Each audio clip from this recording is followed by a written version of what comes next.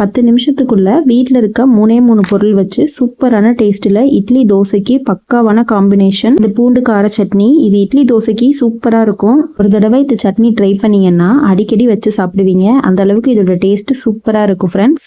2-3 நாளைக்கு கூட வெளியவே வைக்கலாம், கெட்டு போகாது. வாங்க எப்படி பண்ணலான்றதை பார்க்கலாம். ஃபஸ்ட்டு சட்னி அரைக்கிறதுக்கு மிக்சர் ஜார் எடுத்துக்கோங்க. அதில் நான் சொன்ன 3 பொருட்களில் ஃபஸ்ட்டு பொருள் வந்து பூண்டு. முழு பூண்டு 3 எடுத்துக்கோங்க. இந்த மாதிரி இதில் இருக்க தோலெல்லாம் எடுத்துட்டு மிக்சி ஜாரில் சேர்த்துக்கோங்க. அடுத்ததாக 2வது பொருள் 12 வரமிளகாயை தண்ணியில் 10 நிமிஷம் ஊற வச்சுக்கோங்க. நார்மல் வாட்டர்லேயே ஊற வச்சுக்கலாம். மிளகாய் வத்தலோட காம்பு பகுதியெல்லாம் எடுத்துட்டு வத்தலை சேர்த்துக்கோங்க. அடுத்ததாக சட்னிக்கு தேவையான உப்பு சேர்த்துக்கோங்க.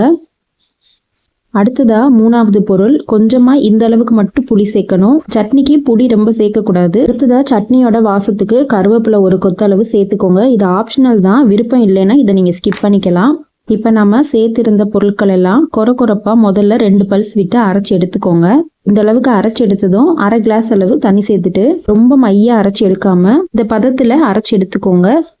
அடுத்ததாக சட்னியோட முக்கியமான டேஸ்ட்டே ஒரு கடாயில் 3 டேபிள் ஸ்பூன் அளவு நல்லெண்ணெய் சேர்த்துட்டு இன்னைக்கே அரைச்சி வச்சுருந்த விழுதை சேர்த்துக்கோங்க. எண்ணெயில் காரம் கம்மியாக சாப்பிட்றவங்க 2-3 வரமிளகா குறைச்சிக்கோங்க. எல்லாத்தையும் சேர்த்ததுக்கப்புறம் ஜாரில் 1 கிளாஸ் அளவு தண்ணி சேர்த்துட்டு கழுவி சேர்த்துக்கோங்க. தண்ணி சேர்த்ததும் நல்லா கலந்து விட்டுக்கோங்க. இப்போ ஸ்டவ்வை ஹை ஃப்ளேமில் வச்சுருங்க. இந்த ஸ்டெப் எதுக்காக பண்ணுறோன்னா பூண்டோட பச்சை வாசம் அடிக்காமல் இருக்கும். இப்போ 2 நிமிஷத்துக்கு மூடி போட்டு வச்சுருங்க. சட்னியிலேருந்து நல்லா கொதி வரனால தெறிக்க ஆரம்பிக்கும், அதனால் மூடி போட்டுருங்க. இடையில ஓப்பன் பண்ணி லேசாக கலந்து விட்டுக்கோங்க, அடிப்பிடிக்க விட்டுறாம. இடையில ஒரு தடவை எடுத்து நான் கலந்துருக்கேன். திருப்பி மூடி போட்டுட்டு 2 நிமிஷம் கழித்து ஓப்பன் பண்ணி பார்க்கலாம். பாருங்கள் எந்த அளவுக்கு சட்னியிலேருந்து நல்லா எண்ணெய் பிரிஞ்சு வர ஆரம்பிச்சிருக்கு. இப்போ ஒரு கரண்டி போட்டு இதை நல்லா கலந்து விட்டுக்கலாம்.